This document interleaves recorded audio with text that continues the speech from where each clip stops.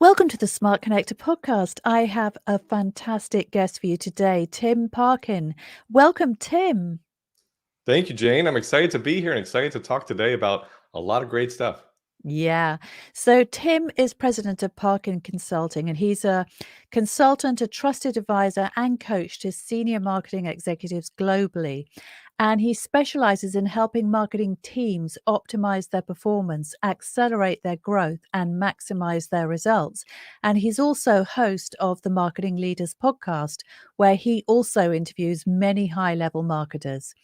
So, by applying more than 20 years of experience merging behavioral psychology and technology, Tim's unlocked rapid and dramatic growth for global brands and award winning agencies alike. So, I am so privileged to have him here today. And he's also contributed to AdWeek, Forbes, MarTech, TechCrunch, and many other prestigious publications. And he was recently also inducted into the $1 Million Consulting Hall of Fame.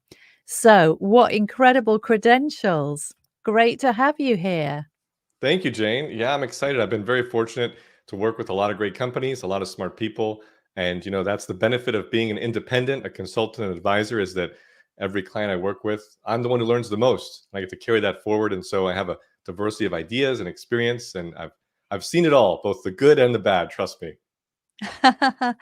And one of the things that we were talking about before we actually pressed the record button was marketing from the inside out, Tim. So this is something that you're really passionate about, isn't it? So would you like to explain to our viewers and listeners what that actually means? Absolutely. There's such a big focus in marketing on the customer. And I think there should be, there needs to be. Obviously, the customer has to be at the center, but it becomes a buzzword, customer centricity, customer focus, and all of that. And what marketers and marketing teams often forget is that they have to deliver on that in order to reach the customer, in order to serve the customer. And this is what I mean by the idea of marketing inside out, that we focus on the outward, the customer, but we completely neglect the inside, the team, the process, the skills, the fundamentals. And so a lot of my work involves educating my clients on the gap that they have there, the processes that they're missing, and the tools and skills that their team needs to properly reach the customer. Because if you can't do that, if you don't have the foundation in place, then there's no way you can properly and adequately serve your customers. No, and it's very important because I come from a big agency background, and so it's all about team, isn't it? Really, marketing. You can't do it all yourself, can you? No, yes. And a lot of entrepreneurs, small business owners, feel that way, startups as well, that we can do everything. And it really is all about teams. And the bigger companies are working with multiple agencies simultaneously, even in the same domain or function. And so collaboration, communication, process, these are all essential pillars of success. And the bigger you get, the harder it gets, the more complex it gets. So it really is all about the team and how they work together. Yeah, which is fascinating. And of course, Richard Branson says that your employees are more important than your customers because they are the interface of with the customer, aren't they? So, Yes. yeah, I totally get that. So, I'd love to talk about some case studies, Tim, because that's what we said we were going to do. So let's actually talk about this thing about teamwork and marketing from the inside out in action. So who have you worked for, and what does it actually look like when you apply those amazing principles? Yeah, well, I can give you a couple examples, but one of the most relevant is most recently I completed a training for one of my clients, and they have multiple teams and divisions. And this started out as a training for the brand team on digital fundamentals to help them understand how the digital team operates and works, because the brand team, not being digital in nature, doesn't have an understanding and needs to have that in order to collaborate more effectively.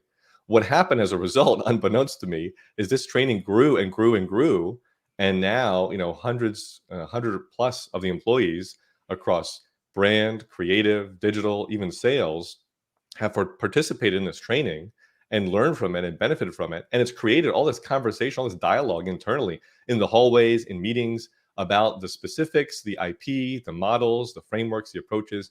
And so now the whole company has leveled up in their approach to digital, which obviously in today digital is key. And this is a Mhm. massive company. So this is just the beginning of them realizing and seeing that it wasn't just this one area that they thought needed improvement, that we can synergize all of the teams, have a common language for everyone, And Mhm. therefore, the quote is, a rising tide lifts all boats. And that's what we're seeing happen within this organization. It's really exciting. That's really interesting. And of course, you mentioned the magic word systems and processes. And isn't it all about that, really, is actually standardizing the approach through systems and processes? Absolutely. I like to say that people plus process equals performance. And you have to Hmm. have both people and process. If you have exceptional people, but a terrible or lacking process, you're going to have valleys and, peaks and valleys of performance. And if you have, average people with a really great process, you're going to have reliable performance. But of course, we want to have exceptional people and exceptional process.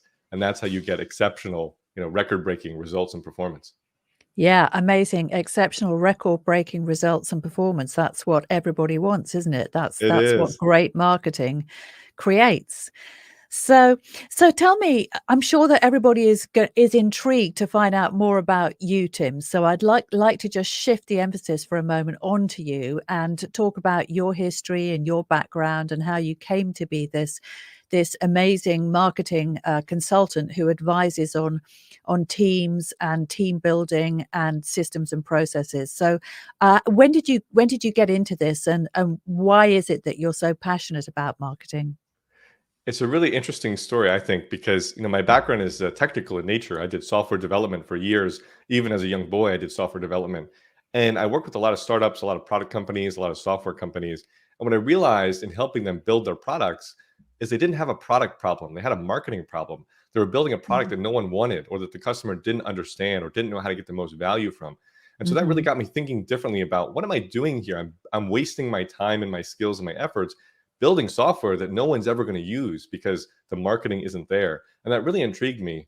And Mhm. simultaneously, ever since I was young, I was really into magic, card tricks and things like that. Oh, Even as a yeah.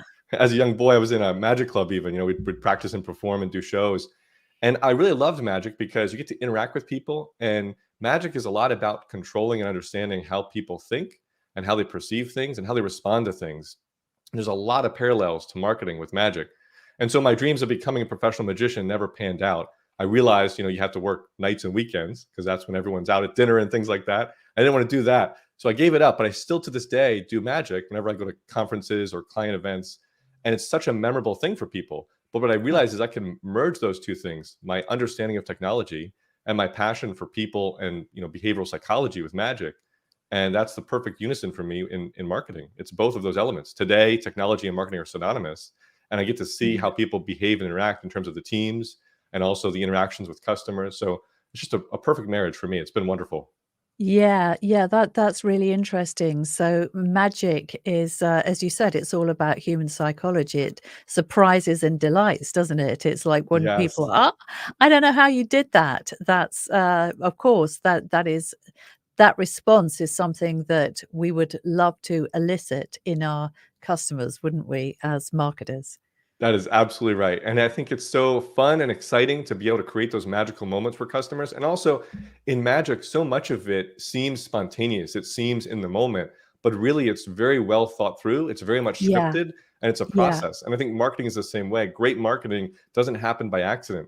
It happens intentionally. And so that's what I mean by process drives performance. We have to have that process, have that consistency so we can deliver that time and time again. I'll give you an example here. Chewy.com is a great pet company, and there's tons of stories of this, but I have a personal story. My mom had a dog who was very old, and she had done many surgeries for him and medicine, and she bought dog food from the dog from Chewy. Well, the dog passed away, unfortunately. The dog's name is Buddy. And so she reached out to Chewy and said, I don't need this dog food anymore. Can I return it? And they said, don't return it. We refunded you already. Don't worry about it, but donate the dog food to a shelter because they could use it instead. And that's Oh, wonderful. But then a couple days later, she got a package in the mail of flowers from 1-800 Flowers, and it was from Chewy, and it said, thinking of you and Buddy. And it's just those moments that are just amazing and memorable and powerful. But this isn't just her. There's tons of people online who've had the same experience from Chewy, going above and beyond and creating those magical moments. And again, it's intentional. It's not by accident. not by accident at all, because as you said, that really makes them stand out for their difference, doesn't it? Doing something like that, and as you said, it's going over and above, and it's those things, isn't it, that really resonate these days? It is, and that's that creates loyalty and that creates advocacy, and it may cost them more, and you might think, "What a waste of money," But look, here I am talking about it. Other people are talking about it. I'm a Chewy customer for life now. You can't shake that, Yeah. and so it's really worth the investment and worth the time to figure out how to create those magical moments. Yeah, I love that, magical moments. I'm gonna use that with my clients as well. I'm I gonna love tell them it. they've all got to create some magical moments. That's a great concept. I just love it, Tim. So Tim, what actually happens when you pick up the phone or somebody picks up the phone to you and they say, "Tim, we need your help." Where are they at that particular point? What is the problem that they have generally? Yeah, I'm really fortunate because there's two types of problems that companies have when they reach out to me. The first is that they've been growing and they hit a brick wall and they're trying to figure out how do we get over that wall? Where do we go next? And that's really exciting. It's really interesting because from an optimization perspective, trying to find those bottlenecks and find those opportunities is really exciting. And I don't know if it's a good thing or a bad thing, but a lot of times my clients hire me just because I'm an outsider and I have outside perspective. You need fresh thinking. And as I mentioned before, I have a diversity of experience across all sorts of industries and clients and company sizes. And so that outside perspective is so fresh and helpful for them and for me. But the second case, which is really exciting, are companies that are growing and want to grow even further. A lot of companies are satisfied with the growth that they have. They don't realize that they can grow a lot faster and a lot more if they were to Mhm. change their approach. So in those cases, it's more about the strategy and optimizing what they already have and building upon that. But it's really exciting. Again, I'm just extremely fortunate and grateful to work with amazing companies and amazing people. Some of the smartest people I know, and as I said before, I often learn the most from them. But they obviously learn a lot from me because we have great success together. Amazing. So is there any particular sector that you specialize in, Tim, or is it just are you completely sector agnostic? I'm really unique in the fact that it is agnostic. I work with both B2C and B2B. A lot of my clients are global and domestic, and all different sizes. Typically they're much larger companies, but I do mentoring and coaching for smaller companies and startups and things alike. So across all industries, across all sectors, across all sizes, I see it all. I've seen it all, and every day I'm surprised at some of the stuff I see. Yeah. So when you say that you're surprised at some of the stuff that you see, what is some of the stuff that surprised you then recently? Because we'd love to hear. Yeah, when you think about big companies, I don't know, 800 million, 900 million, getting to the billions, you think that they must have figured something out, right? They must be doing something right. And when you get Mhm. in there, when you get behind the scenes, when you start to see their processes or lack thereof, their teams and how they communicate, how they're organized, you realize that they're just missing critical components. And this is Mhm. what led me to the realization of Inside Out, marketing Inside Out, that their internals, their inside has been completely neglected. They focus so much on the customer, on growth, just for the sake of growth, rather Yeah. than building a strong foundation, strong fundamentals. So some clients are, missing a CMO role. Other clients have no processes internally. I mean, there's Mhm. tons of different symptoms and issues that the companies have, but you would be shocked. You think that they have it all together, but really no one knows what they're doing and they're all trying to figure it out. And the challenge of marketing is there's so many priorities and so much pressure from the rest of the Mhm. organization that really, it needs to change. And I hope that in the future, companies will become marketing focused and that marketing will drive the organization instead of being this add-on that's tacked on to the side and say, now we have a product, let's try to market it. Really marketing is who you are, or it should be who you are, not something you do. Oh, yeah, yeah, I totally agree with that, and I think businesses all need to be marketing led because if they're not, they're gonna be dead in the water, aren't they? Yes, Everybody yes. has to start with that customer need. Absolutely. Yeah, and this is why you see, companies like Apple be so successful and Coca-Cola. They have that such clear vision and such clear focus. And too many companies are trying to do too many things. I learned about this from Jerry Weinberg, I believe, the law of raspberry jam. The more you Oh, spread it, the thinner it gets. And oh, those are companies, they're trying to do too many things. Marketing is trying to do too many things, trying to serve too many people. We really have to focus. And I'm often telling my clients, we have to prioritize ruthlessly. There's too many shiny objects. There's too many new technologies. mhm. AI is now a buzzword in marketing. Will Yeah. AI solve all of our problems? I don't think so. So we need to focus and we need to prioritize.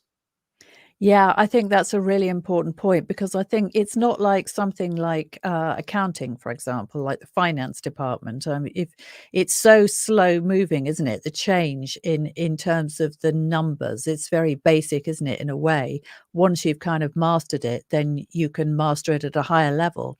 But marketing is like an onslaught, isn't it? Because things are just changing so fast all the time. And it is very, very challenging, I think, for marketers to actually stay on top of those changes and resist that shiny penny thing because we're constantly being bombarded with this is the next big thing, right?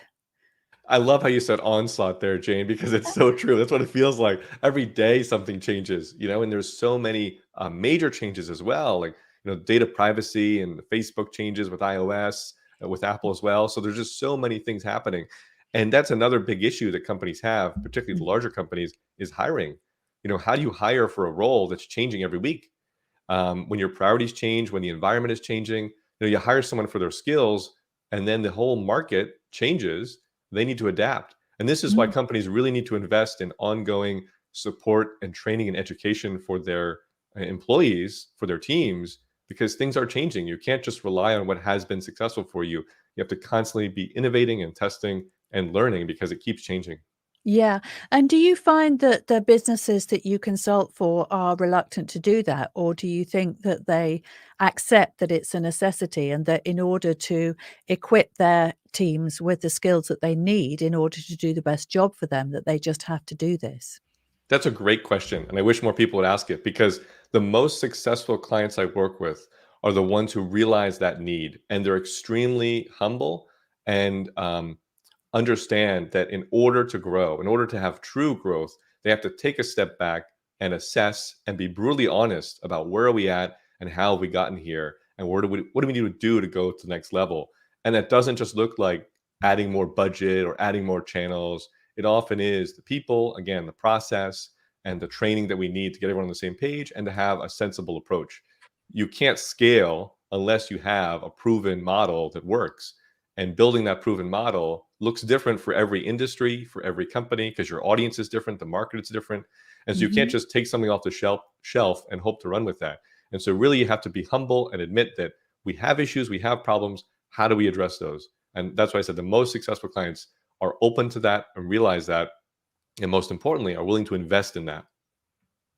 Yeah, and I think that's also where the role of a consultant comes in, right? Because it's very easy, isn't it, for internal people to get just lost in politics and worry about whether they are doing the right thing as opposed to necessarily feeling as though it's okay to kind of push the boat out and do things differently. And so in a way, do you find that you come in and that part of your role is to almost give them permission to do that? Absolutely. Jane, I can tell you have a lot of experience with this in the politics based on your comments. Yes, there's so many politics, and the bigger the company, the more politics there are. And some of it is not negative. Sometimes just people trying to protect themselves or others, but that causes barriers. It causes issues. And so, to your point, oftentimes my job is to just cause disruption, cause volatility, and say this is not working, and we all agree on that, but no one's willing to take the blame or be at the front leading the charge and getting shot at. And that's my role, is to say, let's change things for the positive. And oftentimes it's tough in the beginning, I'll be frank with you, because you're the one there and you're the one shaking things up, and people don't like that. It makes them uncomfortable. But you Yeah. can't grow being comfortable. You have to be uncomfortable in order to have growth. Yeah. So do you find when you come in and you make people uncomfortable, obviously we all want to be liked, we all want to be popular, we all want to do great stuff that everybody thinks is amazing. So how do you actually deal with that unpopularity? Because as you said, if you start ruffling feathers and making waves, then some people are gonna really like that and other people aren't. So how do you actually manage that political stuff? It's been a journey for me personally. In the beginning, it was very difficult because my personality is I want to make people happy. I want to be liked. I want to please people. But then I realized, my goal really is to serve the company, to serve the client, and it's what's in their best interest. And so it doesn't matter, how I feel or how people perceive me. they'll like me at the end once they see the results and the growth that they've achieved, together. And this is a collaboration. It's not just me and it's not just them. It's us working together. And Yeah. so I'm able to set that aside and say, I know it's going to be rough. And I prepare my clients, the executives in advance, and say, guess what? People are going to say bad things about me. They're going to say bad things about you. But this is part of the process. And we have to be okay with that in order to move forward, in order to have this transformation. And like I said, the smart clients, the successful ones, realize that, and they're willing to go through that initial turmoil and turbulence to get to the other side. Yeah, yeah. Well, that's absolutely fascinating. So Tim, how important is technology in terms of all of this? Because that's where you started, isn't it? And as you said, marketing and technology, they go together, don't they? They're synonymous these days. But how much do you rely on your background in tech and all your tech skills, in terms of the work that you do? Or is it just something that it's a framework, but what you do is a more creative, process now? I would say technology is a huge part of marketing because you have to understand the pieces and how they work. When you're talking Mhm, about people and management and things of that nature and process, mhm. technology is not so important. However, the implementation of it is, what tools do you use? How do we communicate? Everything is digital now, so that's really important. But in terms of the Yeah, marketing aspect and optimization and improving performance, you have to understand the channels and the technologies and the tools and the analysis and the analytics. So there's a lot of technology behind that, yeah, understanding what's possible, what's not possible, and what should be possible. And so yeah, there's a lot of talk about that on a pretty deep level. And having that yeah. background I've found has been super helpful because it allows me this holistic perspective and to Mhm. talk the talk. Oftentimes executives can get duped by agencies who can Yeah. throw around buzzwords and technical terms. So having that understanding really helps me help them and support them in a way that they wouldn't be able to on their own. Yeah, no, I totally know what you mean. I mean, I come from a brand background, so, I've seen some amazing, very magical presentations by creative directors, so I know exactly what you're talking about there. So what kind of metrics should, marketing executives and teams be looking at these days? What are the really important game-changing bits of data? Yeah, I like to say the growth is like a tree where we often think about the tree growing up and taller and being bigger, but we ignore the fact that a tree has roots and we have to grow those roots deep. And so we think about metrics and measurements and as it relates to growth, obviously there's things like revenue and ROI and ROAS and all that good stuff. But we have to think about the roots and that's the customers and the lifetime value of customers and the repeat purchase rate of customers. Those are the things that will pay dividends. And so I really truly believe that community and customer advocacy are really important parts of marketing. And that if you can get a customer to become a lifetime customer, as I talked about in Chewy, or if you can get a Mhm. customer to tell other people, that is the ultimate, the pinnacle of growth. Everything Yeah. else will come as a result of that. But that's the hardest thing to accomplish. So to me, that's the gold standard. But you can look at all the traditional metrics of ROI and ROAS and all that stuff. But customers and advocacy and lifetime value, repeat purchase rate, those are the keys to focus on. Yeah, because more than ever, customers are very promiscuous, aren't they? Everybody is out there, and it just takes a single click to go and find your competitors, right? So I think you're right about that. So how do you help your clients actually achieve that? Because as you said, it's the holy grail, isn't it? It is. Yeah, I love the word promiscuous there. Customers really are. And today, the pandemic has disrupted so many things, small business and big business alike. So it's been really interesting to watch this unfold. And the challenge is, and this sounds so simple, uh, businesses, companies don't talk to their customers enough or at all. And so you really have to talk to your customers. You have to understand who your customers truly are, not just demographics and psychographics and all that stuff. And so I call this customer proximity, that Mhm. whoever's closest to the customer wins. And even when it comes to hiring, the best people to hire are customers. I have a client in the pet industry, and all of them basically have pets themselves, and they manufacture pet goods. And so they all use their own products. They're literally, forgive the pun, eating their own dog food. And so that's the best case though, right? Because they understand who their customers are because they are the customers. And so they can Yes. create the right products, they can understand the marketing. And that's the golden rule of marketing is treat people as if you were the customer. But when you are the customer, that fulfills itself. So That's the key, is if you can be close to the customer by talking to them, by becoming them, by aligning with them, by working with influencers and partners to reach them, that's the key. Whoever's closest to the customer wins. I love that. Whoever is closest to the customer wins. So I'm just repeating that because that's a great phrase. It really is. Yeah. So Tim, so how do you get your teams? How do you inspire teams to get closer to the customers? You have to make it a focus and a priority, and it Mhm. seems like a non-value added activity. We go back to the Chewy example. It seems like a waste of money unless the result pays for itself. And you don't often know that until after it happens. And so Mhm. you have to build this as part of your process on an ongoing basis, to talk with customers, to have customer interviews, to have a great post-purchase experience, to get feedback from customers, to ask them for referrals and testimonials and reviews. You have to be running, usability tests to see how customers perceive things. If you have a community and you have VIP customers, engaging with them on a different level to get their feedback on product ideas or campaign ideas, concepts. There's a lot of ways you can involve the customer and get close to them, but it has to be an ongoing process. It can't be something you do once a year or when Yeah. you feel like growth is not happening or slowing down. It has to be a continual quarter by quarter process of working with customers.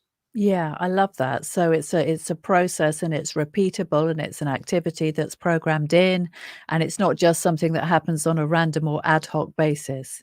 Absolutely. Yes. That's the only way to do it. Otherwise, Yeah. it'll never happen, or it'll get deprioritized and some new Yeah. priority will come up. Yeah, fantastic. So Tim, you work a lot with global brands, don't you? So, do you help your clients take their businesses global? Have you been in that situation? Because you're obviously in the US. I know you're in Florida, aren't you? So, Yes. so presumably you have US clients that want to go global. Is Yes. is do they sometimes bring you in because that's their aim? Absolutely. Yeah. And I have a colleague who does the opposite. He helps companies come from outside the US and come to the US. And so we often collaborate, Okay. and it's a great partnership. But yes, oftentimes companies start in the US and they grow, and then they realize there's potential, outside externally, and they want to push the barriers there and push the boundaries and see what's possible. And, for a lot of those companies, it's focusing on the UK, where you're located, the EU, and major English speaking countries, but there's a lot of opportunity globally, and now the pandemic has shown us video we've become more accustomed to, digital marketing has exploded even more. So the global market is just huge. And oftentimes when companies are just US based, they have a small mindset. But shipping, logistics has improved despite the recent supply chain issues. So there's just so much Yeah. potential and so much opportunity out there. Yeah, yeah. Have you had supply chain issues in the US as well? I mean, it's been massive over here, I have to say. Yes, we have. It's been a big mess and ordeal. Fortunately, I think it's getting better and we're getting past it, but it's definitely disrupted quite a bit. Aha, okay. So when you're helping businesses go global, what are the main issues that you see? I'm sure that as a consultant, you probably see that there are certain patterns that emerge. I'd just be interested to know what they are really. Yeah, there's a couple. I would say the first is trying to grow too big too fast. Once you Aha. get in that mindset, you think we can expand to, several countries at once. That's very difficult. Going one at a time is a much more controlled approach. So that's one of the Mhm. big issues, is trying to rein in the company and say, let's pick the markets we know we can be successful in and let's nail those before we, spread ourselves too thin. I go back to the law of raspberry jam. The second is not understanding the market specifics and differences. What works in the US doesn't work in the UK in the same way, in terms of the messaging, the presentation, all that stuff. And so it has to be tailored to the market you're going after. And you Yeah. have to have, feet on the street, if you will, people there to help support it, people who are local to that region, to that market, et cetera. And so you can't try to run this business just from the US alone. And so that expansion effort is often a big undertaking, but really important to lay that foundation, that fundamental, in order to have success. Otherwise, you're trying to market and manage the whole thing from the US, and that's extremely difficult. Yes, yes, definitely. Of course, there are cultural differences, and I particularly noticed that US marketers, US marketing is quite different to European or UK marketing in that we tend to we go roundabout things. I think US marketers are much more direct and they're much Yes, more to the point. And it can be a bit kind of in your face, I think, for for British people. Um, absolutely. yeah, so do you find that you have to change the kind of tonality of the messaging? Yes, that's where the market differences are so important, and having people local who can, understand that and help you shape that and communicate effectively is key. Because, like you said, otherwise it can be completely off-putting or jarring, or just feel out of left field, out of place. So it's really Yeah, important to have that local representation. yeah, amazing, amazing. So, Tim, what are you working on currently, if you're allowed to say? I I'm working on a lot of things. I'm working Yeah, with B2C and B2B businesses, and it's really exciting. There's just so much happening. What I'm really interested right now is the event space. The mm, COVID pandemic has disrupted events, and now we're starting to see those return. But I really believe that virtual is here to stay for events and a oh, kind of a hybrid model. So that's yeah, really exciting to be working on right now. In addition, e-commerce has exploded, and a lot of my clients are e-commerce businesses that have mhm, huge stores, and they're trying to optimize those and maximize those. That's also really exciting. And primarily, just a lot of my companies are trying to grow and keep growing. And for some of them, that looks like even just 3 to 4 percentage points is success, because they're already the market leader, in their industry. yeah, For others, they're trying to establish a foothold and grow even more. So it's interesting. Like, as I said, there's so many different challenges and so many different opportunities, but every day I get to work with the really interesting brands and companies and smart people with just so many opportunities. And that's what I would say for your listeners, for everybody, is next year I think is going to be more disruptive than ever before. I think we're uh-huh, not past the disruption, but I think there's so much opportunity in disruption. And that's what I'm mhm. seeing with my clients is, if you can see it, if you can realize it, and then if you can take action on it, there is just unlimited potential for us if we only take the steps necessary to capture it. Yeah. So in order to be at the forefront of that disruption, what do businesses need to do? What do they need to look out for? That's a great question, Jane. Yeah, there's a couple things. I would say, again, it goes back to customer proximity. Customers' mindset has changed, their behavior has changed, their buying behavior has changed. So you have to know that. Also, the Mhm. channels that you're using to reach those customers are changing rapidly and dramatically. A lot of my clients are having tremendous success on TikTok. And so if you're Uh-huh. not on TikTok, if you've put it aside because it's too childish, definitely look at TikTok. It's a huge Oh. opportunity. But YouTube is growing as well, with YouTube Shorts, and just video in general is exploding.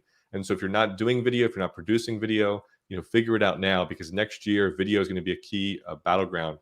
In addition, data privacy is only going to get worse. We're going to lose more access to data next year.